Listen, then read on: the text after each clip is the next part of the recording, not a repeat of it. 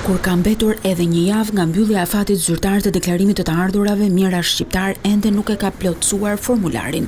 Sipas të dhënave nga tatimet, pritshmëritë janë që rreth 140.000 individ duhet të plotësojnë deklaratën vjetore të ardhurave.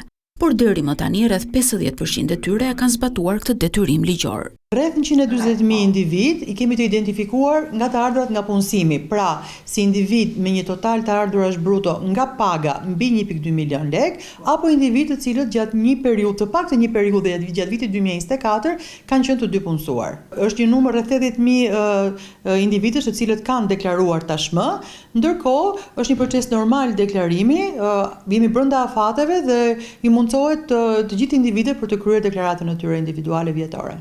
Administrata tatimore thotë se në faqen zyrtare të institucionit gjendet informacioni nevojshëm për cilin do që nuk ka njohuritë e duhura, lidhur me atë që njihet si diva. Por çfarë ndodh në përfundim të afatit zyrtar që është data 31 mars, për të gjithë ata që nuk e kanë plotësuar formularin? Individët kanë detyrimin që të plotësojnë deklaratën brenda kësaj periudhe. Nëse do të vijojnë procesin e deklarimit përtej këtij afati, atëherë pas datës 1 prill, atëherë sistemi do të gjenerojë automatikisht gjobë, e cila është e parashikuar në ligj, prej 3.000 lekësh të reja. Por cilido që ka plotësuar gabim deklaratën ka një mundësi të dytë për korrigjim. Çdo individ ka të drejtën që ta korrigjojë vetë deklaratën brenda 3 muajve nga momenti i deklarimit 2 herë.